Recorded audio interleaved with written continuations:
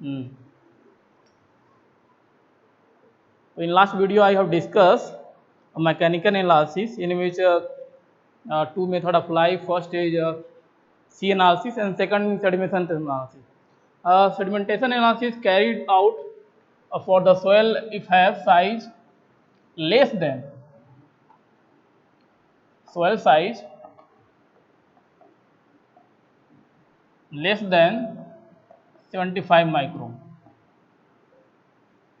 Sedimentation analysis is sometimes also known as wet mechanical analysis.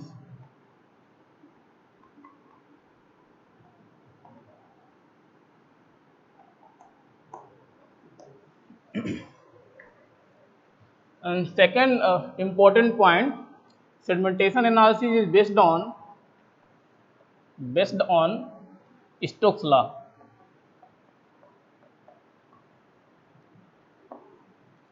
Stokes law.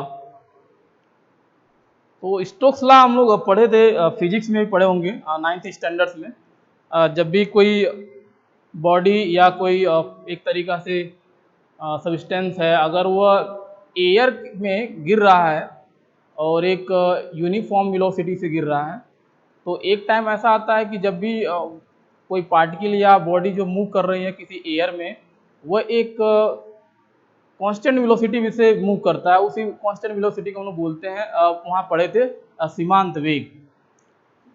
तो वहाँ पे जो एयर में हम लोग कोई पार्टिकल अगर सेटल होने जा रहा है और उसके लिए जो स्टोक्स लॉ ने जो भी लॉ बताया था, तो बिल्कुल सिमिलर है। अगर किसी सोयल के अंदर अगर कोई सोयल है और उसमें अगर वेट कंडीशन में कोई सोयल और पार्टिकल सेटल हो रही है किसी कंटेनर के अंदर, जहाँ पे जो सोयल सॉल्यूशंस है वो वाटर से बना है, यानी इस तरह से सॉल्यूशन है सोयल का जो वाटर के अंदर मिक्सअप है, और कुछ टाइम के लिए अगर हम लोग छोड़ रहे हैं तो जो पार्टिकल सेटल होने जा रहा है।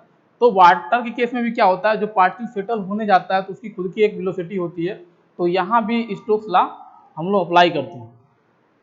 तो सेडिमेंटेशन एनालिसिस जब भी हम लोग स्टडी करने जाते हैं तो वहाँ स्टोक्स लॉ के जितने भी फार्मूले हैं या जो भी लिमिटेशंस होते हैं वो हम लोग फॉलो कराते हैं सेडिमेंटेशन एनालिसिस के अंदर।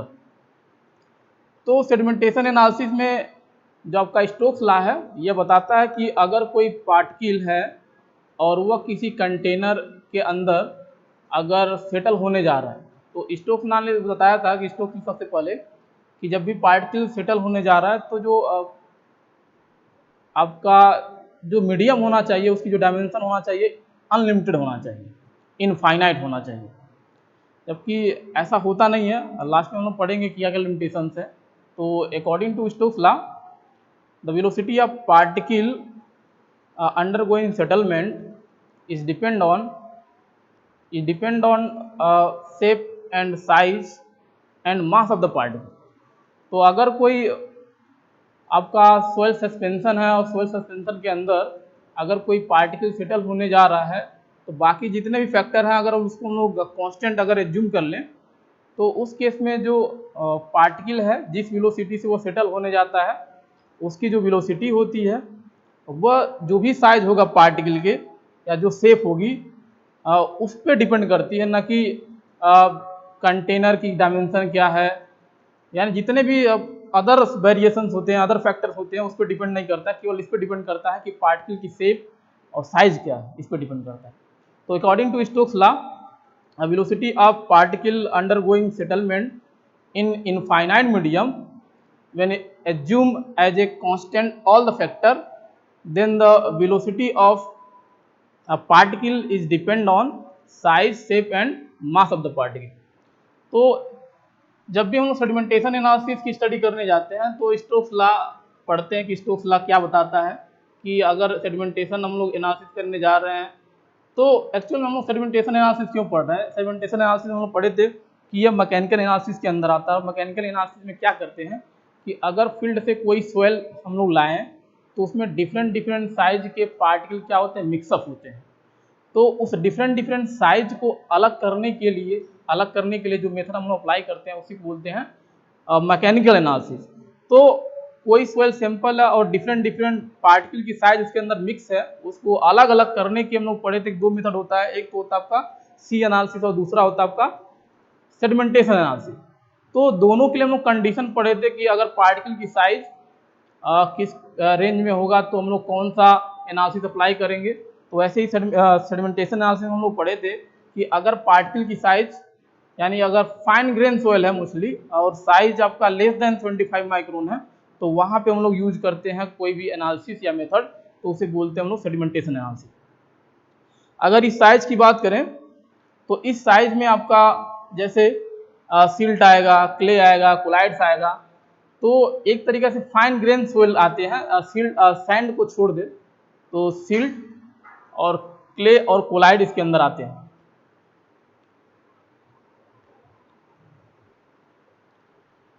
तो सेडिमेंटेशन एनालिसिस में हम लोग याद रखेंगे कि अगर सोयल की साइज आपका लेस देन 25 माइक्रोन है तो वहाँ पे सेडिमेंटेशन एनालिसिस करते हैं। और सेडिमेंटेशन एनालिसिस आपका बेस होता है किस पे, स्टोक्स लॉ पे बेस होता है। और स्टोक्स लॉ होता क्या है, स्टोक्स लॉ होता है कि velocity of the particle undergoing settlement in infinite medium when all other factor act as a constant, then the velocity of the particle is depend on size, shape and mass of the particle। इसका मतलब यह है कि पहले इसमें दो चीज़ें याद रखना बहुत इंपॉर्टेंट है कि किस सोयल के लिए अप्लाई करते हैं। तो अगर सोयल में पार्टिकल की साइज लेस देन 25 माइक्रोन है तो हम लोग सेडिमेंटेशन एनालिसिस करते हैं। और सेडिमेंटेशन एनालिसिस को क्या बोलते हैं, वेट मैकेनिकल एनालिसिस बोलते हैं। और मैकेनिकल एनालिसिस के अंदर ही दोनों एनालिसिस हम लोग करते हैं। फर्स्ट होता है, हम लोग पढ़े थे सी एनालिसिस, और सेकेंड हम लोग पढ़े थे sedimentation analysis.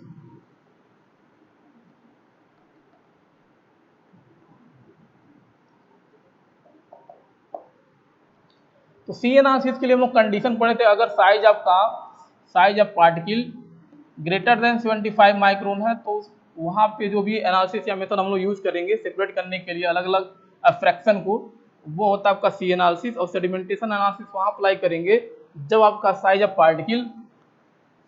Particle less than 75 micron है तो वहाँ पे सेडिमेंटेशन एनालिसिस अप्लाई करते हैं। तो सेडिमेंटेशन एनालिसिस के लिए फर्स्ट और इम्पोर्टेंट पॉइंट क्या है, फर्स्ट आपका साइज ऑफ द सोयल। तो साइज ऑफ सोयल में याद रखेंगे कि अगर साइज ऑफ द सोयल क्या है, लेस देन 25 माइक्रोन है तो वहाँ पे सेडिमेंटेशन एनालिसिस करते हैं। और इसी को वेट मैकेनिकल एनालिसिस भी बोलते हैं। और जो सेडिमेंटेशन एनालिसिस है वहाँ पे स्टोक्स लॉ वैलिड होता है, वहाँ पे स्टोक्स लॉ अप्लाई किया जाता है। यानी जो भी पार्टिकल का हम लोग सॉल्यूशन बनाएंगे यानी सोयल सैंपल का, क्योंकि यहाँ पे लिखा भी है वेट मैकेनिकल एनालिसिस, तो वेट इन द सेंस कि यानी आपका एनालिसिस करने के लिए जो भी सोयल सैंपल होगा, क्योंकि साइज बहुत उसका माइन्यूट होता है, साइज बहुत कम होता है, तो टेस्टिंग करना लेबोरेटरी में बहुत ज़्यादा डिफिकल्ट होता है। क्योंकि पार्टिकल की साइज कम स्मॉल होने के कारण क्या होता है कि कभी कभी क्या होता है टेस्टिंग के दौरान पार्टिकल आपका आँख में भी चला जा सकता है और हवा में जा सकती है। इसलिए वेट जो है, वेट की जो रीडिंग आएगी वो उसमें एरर आ जाता है। इसलिए जब भी हम लोग सेडिमेंटेशन एनालिसिस अप्लाई करने जाते हैं तो सबसे पहले सोयल को क्या करते हैं, वेट कंडीशन में लाते हैं, जिससे क्या है कि पार्टिकल जो है या क्ले या कोलाइड के जो पार्टिकल्स हैं, फाइन एग्रीगेट के जो पार्टिकल हैं, वो आपका हवा में ना उड़े और आँख में ना पड़े। तो इसके लिए हम लोग क्या करते हैं, वेट कंडीशन में लाते हैं। तो वेट कंडीशन में जब भी हम लोग लाएंगे यानी वाटर के साथ जब मिक्स करेंगे तो पार्टिकल क्या होते हैं, वह बॉटम की तरफ सेटल होने के प्रयास करते हैं। तो जब सेटल होंगे तो सेटल होने के लिए यानी मूव करने के लिए कोई वेलोसिटी होगी जिसको हम लोग बोलते हैं सेटलिंग वेलोसिटी।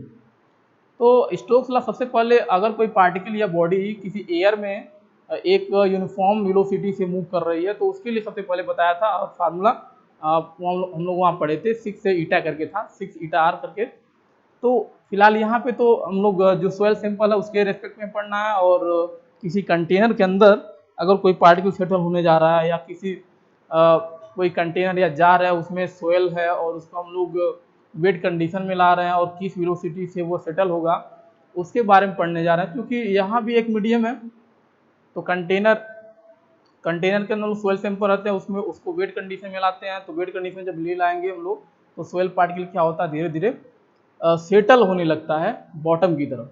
जब सेटल होने लगता है तो उसकी वेलोसिटी यानी एक यूनिफॉर्म वेलोसिटी से वो मूव करने लगता है, और उसी यूनिफॉर्म वेलोसिटी को सीमांत वेग या टर्मिनल वेलोसिटी या सेटलिंग वेलोसिटी का नाम दिया गया है।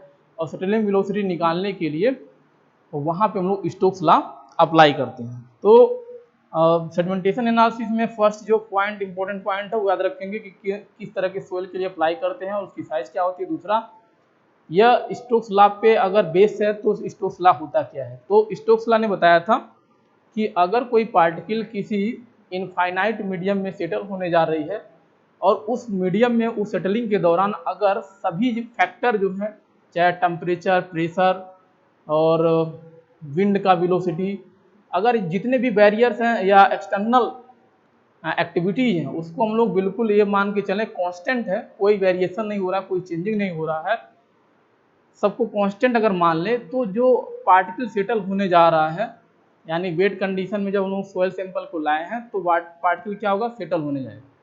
तो अगर पार्टिकल सेटल होने जा रहा है तो उसकी खुद की एक वेलोसिटी है जो यूनिफॉर्म होगी, जिसको हम लोग नाम देते हैं सीमांत वेग या टर्मिनल वेलोसिटी या सेटलिंग वेलोसिटी।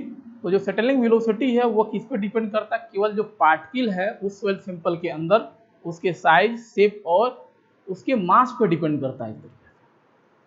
तो ये तो टर्मिनल वेलोसिटी है। तो अकॉर्डिंग टू स्टोक्स लॉ अगर हम लोग टर्मिनल वेलोसिटी का फार्मूला देखें तो टर्मिनल वेलोसिटी या सेटलिंग वेलोसिटी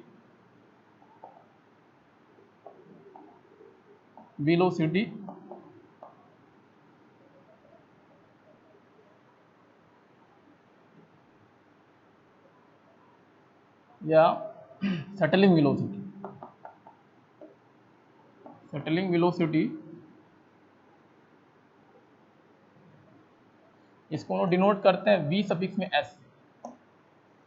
तो V S term Stokes law के अकॉर्डिंग जो सेटलिंग वेलोसिटी या टर्मिनल वेलोसिटी है वी एस इक्वल्स टू होता है V S equals to gamma S यानी unit weight of solid minus gamma W unit weight of water D का square divide by 18 mu, ये formula. तो अगर हम लोग यहाँ से गामा डब्ल्यू कॉमन लेंगे, अगर गामा डब्ल्यू यहाँ से कॉमन लेंगे क्या हो जाएगा, gamma S divide by gamma W -1 और गामा डब्ल्यू बाहर आ जाएगा D square divide by 18 mu. इसको और सॉल्व करेंगे तो gamma W divide by gamma S divide by gamma W को हम लोग लिखते हैं जी, कैपिटल जी, यानी specific gravity of the solid यानी जी -1 और ये आपका गामा डब्ल्यू डी का स्क्वायर डिवाइड बाई 18 म्यू। तो ये आपका टर्मिनल वेलोसिटी के लिए फार्मूला याद रखेंगे सेडिमेंटेशन एनालिसिस में। According to Stokes law velocity of settling of the particle, तो वी एस इक्वल्स टू होगा, तो वी एस इक्वल्स टू हो जाएगा G -1 gamma W D square divide by 18 mu, where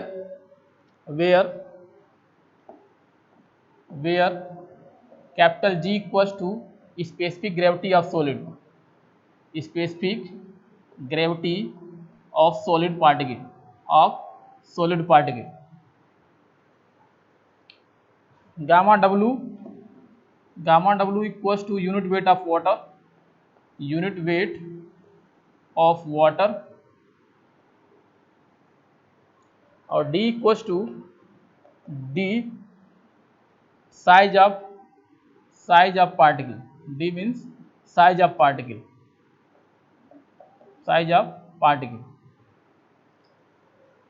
और म्यू मीन्स होता है dynamic viscosity of water, dynamic viscosity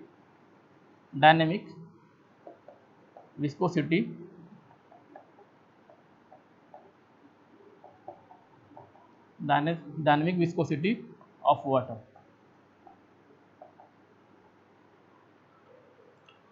तो dynamic viscosity of water, तो हम पढ़े थे कि विस्कोसिटी भी दो टाइप की होती है, एक डायनेमिक एक काइनेमेटिक। तो जो हम लोग पढ़े थे न्यूटन लॉ ऑफ विस्कोसिटी, वहाँ से जो आया था न्यूटोनियन फ्लूइड के लिए, वहाँ से जो भी कोफिशिएंट आता है उसको हम लोग बोलते हैं डायनेमिक विस्कोसिटी ऑफ वाटर। और इसकी डायनेमिक विस्कोसिटी ऑफ वाटर की अगर यूनिट देखेंगे तो ये यूनिट होता है आपका MKS में न्यूटन सेकेंड पर मीटर स्क्वायर, न्यूटन सेकेंड पर मीटर स्क्वायर। डायनेमिक विस्कोसिटी की यूनिट क्या होती है MKS पद्धति में, SI सिस्टम में न्यूटन सेकेंड पर मीटर स्क्वायर। और CGS में अगर जाएंगे तो इसकी यूनिट हो जाएगी न्यूटन की जगह डाइन हो जाएगा, डाइन सेकेंड पर सेंटीमीटर स्क्वायर। CGS सिस्टम में डाइन सेकेंड पर सेंटीमीटर स्क्वायर। तो डाइन सेकेंड पर सेंटीमीटर स्क्वायर को हम लोग यहाँ पे बोलते हैं पॉइज। तो पॉइज किसकी यूनिट होती है dynamic viscosity of water. Kinematic viscosity of water की अगर हम लोग बात करें, काइनेमिक विस्कोसिटी ऑफ वाटर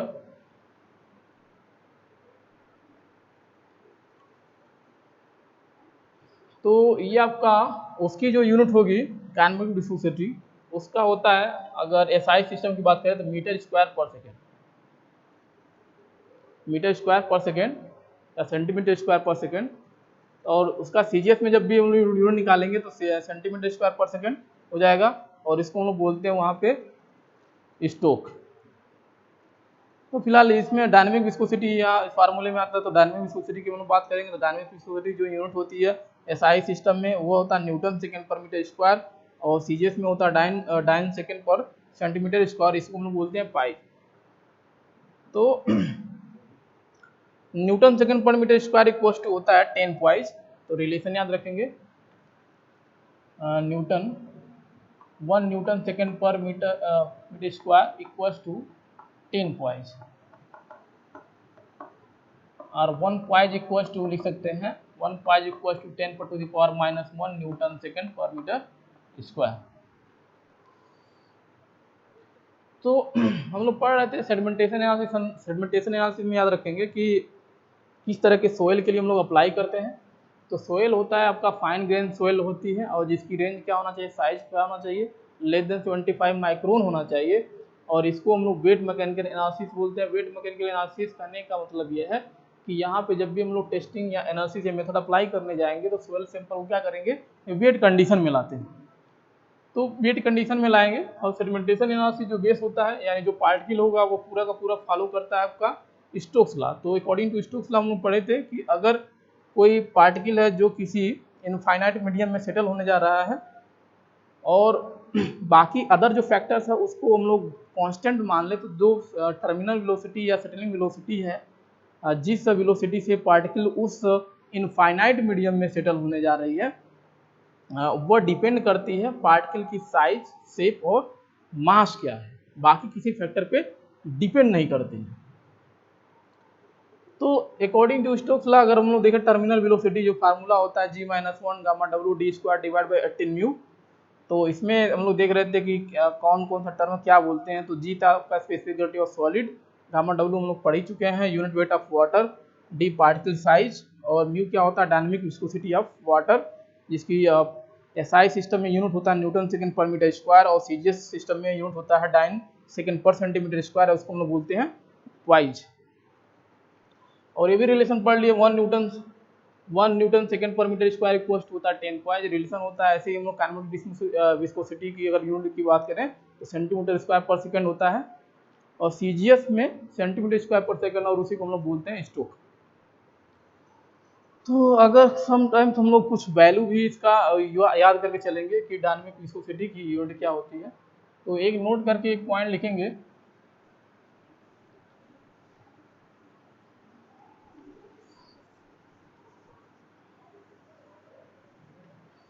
तो at 20 degree temperature, at 20 degree centigrade temperature, dynamic viscosity of water, dynamic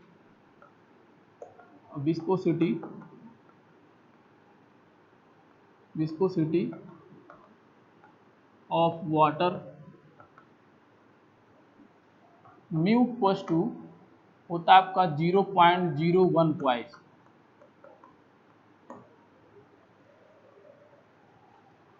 ये होता है आपका, अगर 20 डिग्री टेम्परेचर है तो 20 डिग्री टेम्परेचर पे म्यू की वैल्यू क्या होती है, 0.01 पॉइज होता है। तो अगर टेम्परेचर बढ़ता है तो उस केस में क्या होता है, विस्कोसिटी वाटर की क्या होती है, डिक्रीज होने लगती है। तो टेम्परेचर की क्या होता है, इन्वर्सली प्रोपोर्शनल होता है। अगर टेम्परेचर बढ़ाएंगे तो विस्कोसिटी घटने लगती है, लेकिन गैस की अगर हम लोग टेम्परेचर बढ़ाएंगे तो विस्कोसिटी भी बढ़ने लगेगी। और अगर इस केस में specific gravity of solid particle G की वैल्यू हम लोग 2.65 ले लें, तो टर्मिनल वेलोसिटी अगर निकालेंगे तो देखेंगे G equals to G minus one, तो 2.65 माइनस वन, गामा डब्ल्यू की वैल्यू 9.81 किलो न्यूटन पर मीटर क्यूब होता है। तो किलो न्यूटन को न्यूटन में कन्वर्ट करेंगे 10⁻³ और डी स्क्वायर रहने देंगे, क्योंकि पार्टिकल साइज अभी पता नहीं है। सॉइल सैंपल में पार्टिकल साइज एग्जैक्टली है क्या, 18 म्यू की वैल्यू 0.01 पॉइस इसकी, तो 0.01 पॉइस, पॉइंट को न्यूटन में कन्वर्ट करेंगे तो कितना हो जाएगा, 10⁻⁻1 न्यूटन सेकेंड पर मीटर स्क्वायर।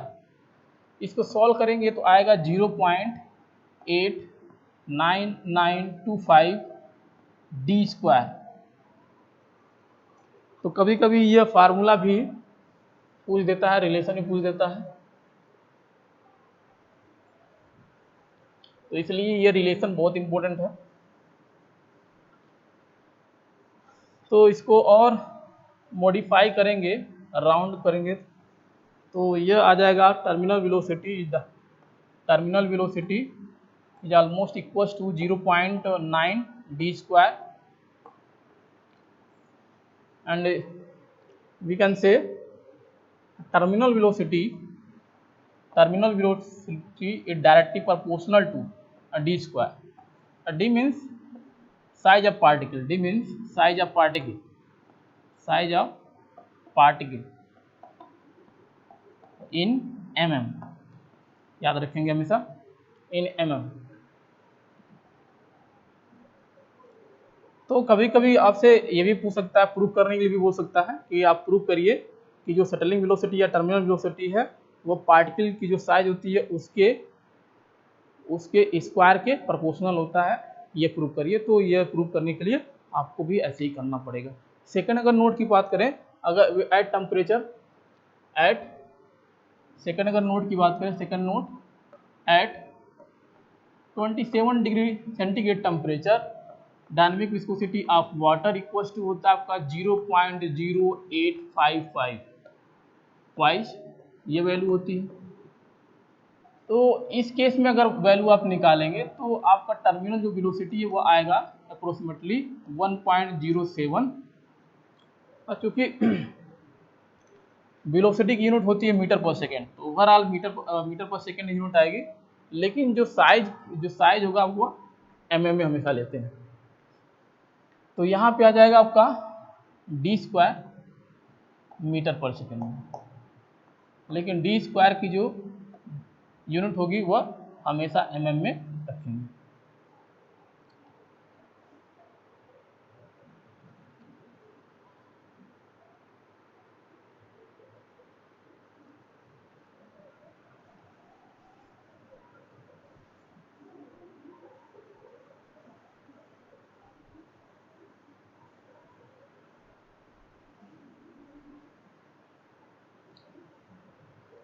इसके बाद लिमिटेशन इसका बहुत इंपॉर्टेंट है, limitation of Stokes law, very very important. Limitation of Stokes law,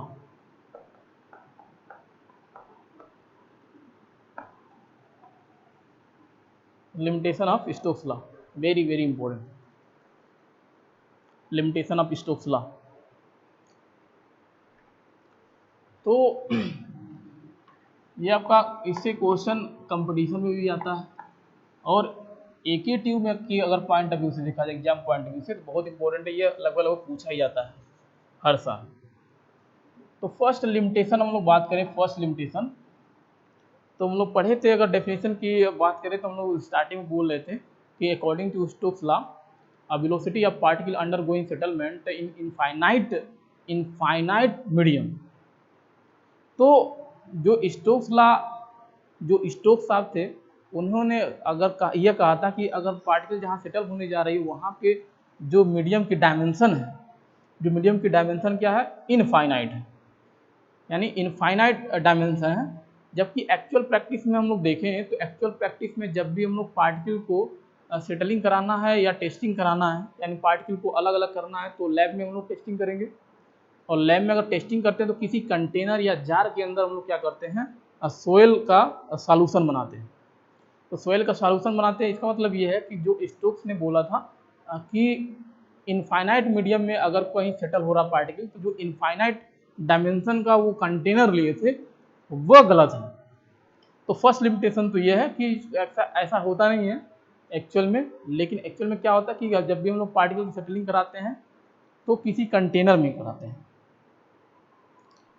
तो settlement of particle in infinite medium. तो इनफाइनाइट उन्होंने बोला था, इनफाइनाइट मीडियम। तो इनफाइनाइट की जगह हम लोग एक्चुअल में क्या यूज करते हैं, कोई जार यूज करेंगे। तो जार या कंटेनर यूज करते हैं, कंटेनर। और यह क्या होता है, एक डेफिनेट शेप होता है, डेफिनेट शेप होगा।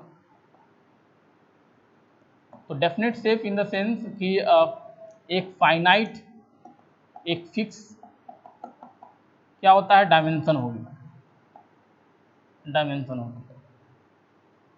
तो यह गलत है। तो लिमिटेशन में याद रखेंगे कि स्टोक्स ने बोला था कि जो सेटलमेंट हो रहा पार्टिकल किसी इनफाइनाइट मीडियम में हो रहा, यानी जिसकी साइज क्या है उस कंटेनर की इनफाइनाइट है, यह गलत है।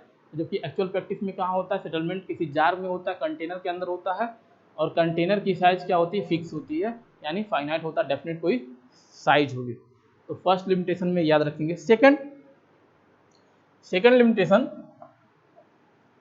लिमिटेशन यह था कि स्टोक्स लॉ जो पार्टिकल की बात कर रहे थे, जो पार्टिकल सेटल होने जा रहा है किसी मीडियम में, सोयल सॉल्यूशन में सेटल होने जा रहा है, अब वो उसकी जो शेप होगी वह स्फेरिकल होगा। तो according to Stokes law the shape of particle undergoing settlement is spherical, undergoing. तो अकॉर्डिंग टू स्टोक्स जो था, स्टोक्स लॉ, जो शेप था पार्टिकल की, वो शेप क्या था, स्फेरिकल था। वो शेप क्या था, स्फेरिकल। अब हम लोग सेडिमेंटेशन एनालिसिस पढ़ रहे हैं, तो सेडिमेंटेशन एनालिसिस में अगर साइज ऑफ पार्टिकल देखें ध्यान से, तो साइज ऑफ पार्टिकल क्या है, 75 माइक्रोन। और 75 माइक्रोन से कम इसमें सोयल क्या आएगा, इसमें सिल्ट आएगा, इसके अंदर क्ले आएगा और कोलाइड आएगा, ये आएगा। जबकि हम लोग ये भी पढ़ चुके हैं जो क्ले का जो शेप होता है, क्ले या कोलाइड की जो शेप होती है वो क्या होता है, फ्लैकी होता है। तो according to Stokes law, the shape of particle undergoing settlement is assumed to be spherical, but in actual practice, the size of particle in sedimentation analysis fall less than 25 microns, such as the silt, clay, and colloids, which is flaky in nature.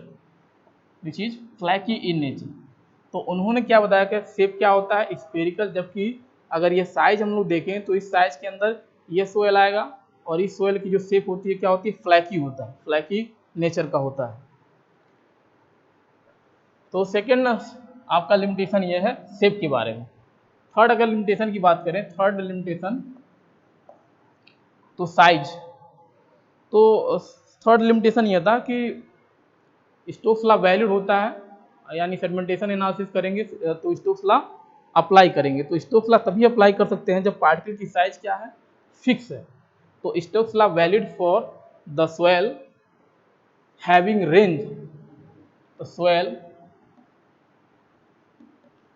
Size, तो जो range होगा वो range क्या होता है, 0.2 micron से 0.2 mm तक होता है।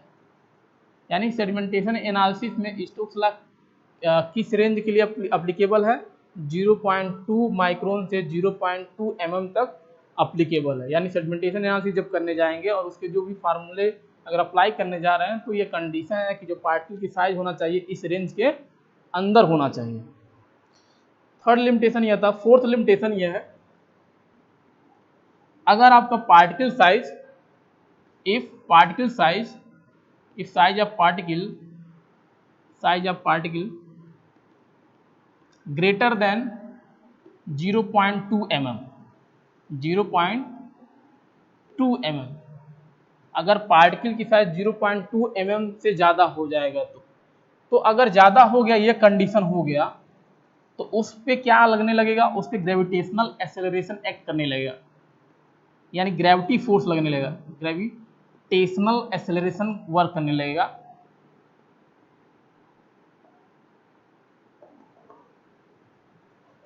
यानी ग्रेविटेशनल फोर्स काम करने लगेगा। अब ग्रेविटेशनल फोर्स जब काम करने लगेगा तो जो पार्टिकल है जो सेटल होने जा रहा था, जो सेटलिंग वेलोसिटी से मूव कर रहा है, उसमें क्या हो जाएगा, टर्बुलेंट मोशन होने लगेगा।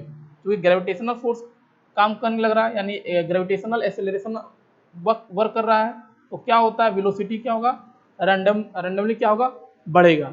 यानी जैसे जैसे नीचे की ओर आएगा तो वेलोसिटी क्या होगी, बढ़ती जाएगी।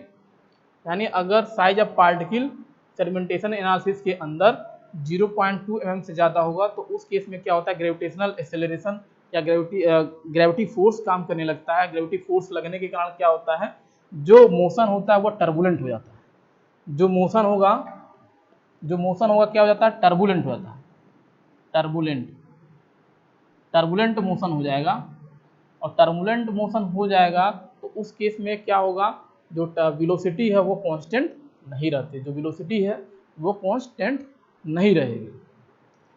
फिफ्थ अगर पॉइंट या लिमिटेशन की बात करें इन Stokes law, fifth point,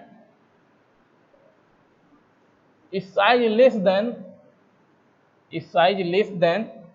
0.2 micron, size less than 0.2 micron, अगर इस साइज के अंदर है तो इस साइज में क्या होगा, क्योंकि साइज बहुत ज़्यादा माइन्यूट हो गया तो ग्रेविटी फोर्स तो काम नहीं करेगा, तो मोशन क्या करने लगता है, ब्राउनियन मोशन होने लगता है। तो ब्राउनियन मोशन जब होगा तो सेटलमेंट नहीं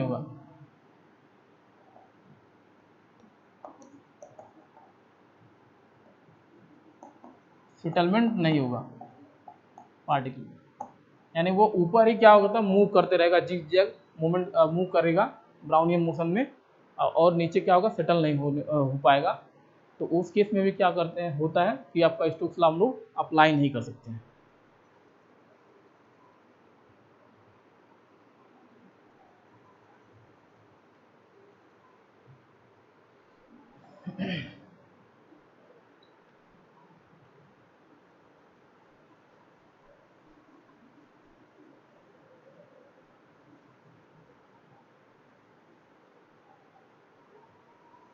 नेक्स्ट अगर टॉपिक की बात करें तो इसमें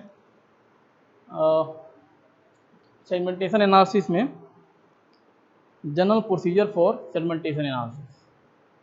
नेक्स्ट हेडिंग, अब हम लोग देखते हैं क्या प्रोसीजर होता है अगर हम सेगमेंटेशन एनालिसिस करने जाना है। General procedure for segmentation analysis.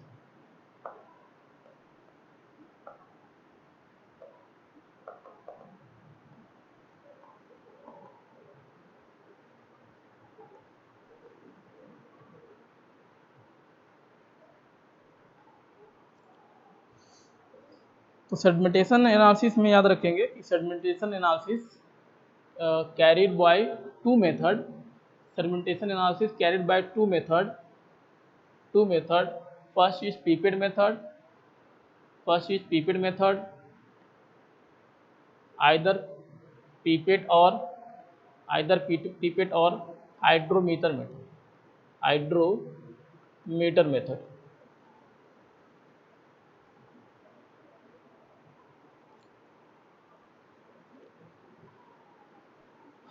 तो सेडिमेंटेशन एनालिसिस हम लोग करेंगे क्या, कोई सोयल सैंपल होगा उसको तो लेना पड़ेगा टेस्टिंग करने के लिए, यानी उस सोयल सैंपल में डिफरेंट डिफरेंट जो साइज के पार्टिकल मिक्सअप हुए हैं उनको अलग अलग करना है, तो सोयल सैंपल लेंगे। तो सोयल सैंपल क्या करते हैं, सोयल सैंपल जो भी लेंगे दोनों मेथड में सेम होगा। तो यहाँ पे सोयल सैंपल नहीं लेते हैं, यहाँ पे हम लोग बनाते हैं एक वर्ड, नया वर्ड लोग यूज करते हैं, सोयल सस्पेंशन, नया वर्ड यूज करेंगे। तो ये तो आपका फर्स्ट पॉइंट था। Second point, preparation of soil suspension, preparation of soil suspension, preparation of soil suspension. तो सोयल सस्पेंशन ये नया वर्ड यहाँ पे यूज करेंगे हम लोग सेडिमेंटेशन एनालिसिस में। सोयल सस्पेंशन मीन्स होता है soil soaked into water, soil soaked into water, यानी वाटर के अंदर सोयल अगर कोई है डूबा हुआ तो वो हम लोग सस्पेंशन कहेंगे। या कह सकते हैं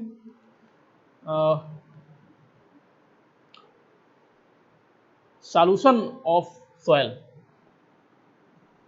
सॉल्यूशन ऑफ सोयल। तो एक तरीका से सोयल का एक जैसे हम लोग लस्सी का ग्लास देखे होंगे, तो लस्सी के ग्लास जैसा, यानी सोयल का अगर लोग कोई सॉल्यूशन बना दे रहे हैं तो एक तरीका सोयल का जूस समझ लीजिए, तो उसे हम लोग बोलते हैं सोयल सस्पेंशन। तो जब भी हम लोग सेडिमेंटेशन एनालिसिस करने जाएंगे तो चाहे पीपेट मेथड से हम लोग सेडिमेंटेशन एनालिसिस कर रहे हैं या हाइड्रोमीटर मेथड से अगर हम लोग सेडिमेंटेशन एनालिसिस करने जा रहे हैं, दोनों केस में क्या चाहिए, सोयल चाहिए। तो यहाँ सोयल हम लोग यूज नहीं करते हैं, सोयल सस्पेंशन बना के वही उसी के ऊपर हम लोग टेस्टिंग करते हैं। तो टेस्टिंग इसके ऊपर हम लोग करते हैं, टेस्टिंग किसके ऊपर करेंगे, सोयल सस्पेंशन के ऊपर। टेस्टिंग किसके ऊपर करेंगे, सोयल सस्पेंशन के। तो सोयल सस्पेंशन क्या होता है, यानी सॉल्यूशन ऑफ सोयल होता है, यानी सोयल के अंदर वाटर को मिक्स करके शरबत जैसा जो बनेगा उसी को हम लोग बोलते हैं सोयल सस्पेंशन। तो सोयल सोक्ड इनटू वाटर भी बोलते हैं, या mixture of the soil and water भी कह सकते हैं। तो दोनों मेथड में जो हम लोग सोयल यूज करेंगे, तो सोयल नहीं सोयल सस्पेंशन जो यूज करते हैं, प्रिपरेशन ऑफ सोयल सस्पेंशन दोनों केस में क्या होता है, सेम होता है, चाहे पीपेट मेथड हो चाहे हाइड्रोमीटर मेथड हो। तो जब भी हम लोग अब बात क्या आ गया कि सोयल सस्पेंशन कैसे बनेगा, तो जब भी हम लोग सोयल सस्पेंशन बनाने जाते हैं वहाँ पे दो मेथड, दो ट्रीटमेंट हम लोग अप्लाई करते हैं बनाने के प्रोसीजर में। तो फर्स्ट होता है प्री ट्रीटमेंट और सेकेंड होता है पोस्ट ट्रीटमेंट। यानी बनाने के लिए, सोयल सस्पेंशन बनाने के लिए प्री ट्रीटमेंट ही, फर्स्ट ट्रीटमेंट जो होता है प्री ट्रीटमेंट, उसके अंदर ही हम लोग क्या करते हैं, सोयल सस्पेंशन को तैयार कर लेते हैं।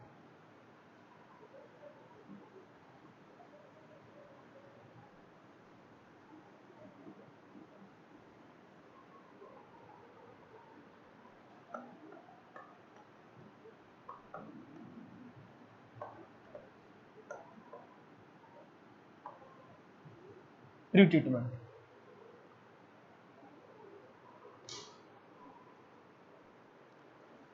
तो आज के लिए इतना ही। कल अगले लेक्चर में हम लोग फिर भी देखते हैं कि प्री ट्रीटमेंट और पोस्ट ट्रीटमेंट में क्या करते हैं। तो एक्चुअली में प्री ट्रीटमेंट में क्या करते हैं कि जब भी हम लोग सोयल सस्पेंशन बनाने जाते हैं तो कुछ ऐसे कंपाउंड या कुछ ऐसे मटेरियल सोयल के अंदर मिक्स हो जाते हैं जो अननेसेसरी फ्लॉक्स या कह सकते हैं क्लॉगिंग या एग्लोमरेशंस एक्टिविटी ये जनरेट करने लगते हैं। तो ऐसे मटेरियल्स को, ऐसे कंपाउंड्स को हम लोग सबसे पहले क्या करते हैं, उसको बाहर निकालते हैं। उसके बाद उसको सही तरीके से साफ करते हैं, फिल्टर करते हैं, जिससे कि कोई भी इंग्रेडिएंट या कंपाउंड सोयल के अंदर न रहे। यानी जब सोयल सस्पेंशन हम लोग बनाने जा रहे हैं तो वो बिल्कुल एसिड से फ्री हो, ऐसे कंपाउंड्स, ऐसे मटेरियल से फ्री हो जो सोयल का जो सस्पेंशन हम लोग बनाने जा रहे हैं उसमें क्लॉगिंग ना करे, यानी एक पार्टिकल से दूसरे पार्टिकल में गुच्छा बनाने के लिए काम ना करे। तो ऐसे कंपाउंड जो अननेसेसरी एक्टिविटी क्रिएट कर सकते हैं उसको हम लोग क्या करते हैं, दूर करते हैं। ऐसे कंपाउंड्स को सबसे पहले उसको बाहर निकालते हैं उस सोयल से। उसके बाद उस सोयल को क्या करते हैं, सही तरीक़े से उसको साफ़ करते हैं, डिस्टिल वाटर से फिल्टर कर लेंगे। फिल्टर करने के बाद उसको क्या करेंगे, ड्राई कर लेंगे। ड्राई करने के बाद क्या करते हैं, ड्राई तक यह होना चाहिए, यह बिल्कुल श्योर होना चाहिए कि उसके अंदर कोई ऐसे कंपाउंड्स नहीं है जो आपका एग्रीगेशन कर सकते हैं, जो पार्टिकल का गुच्छा बना सकते हैं या कह सकते हैं फ्लॉक क्रिएट कर सकते हैं। तो ये मान के चलते हैं कि जब हम लोग फिल्टर करके या ड्राई कर लिए तो पूरी तरीक़ा से एसिड से फ्री है, ऐसे कंपाउंड से फ्री है जो फ्लॉक बना सकते हैं, या ऐसे कंपाउंड से फ्री है जो पार्टिकल को आपस में कनेक्ट कर सकते हैं। यानी इस तरह से हम लोग मान के चल रहे हैं कि जब भी सोयल जब ड्राई कर रहे हैं फिल्टर करके डिस्टिल वाटर से धो करके,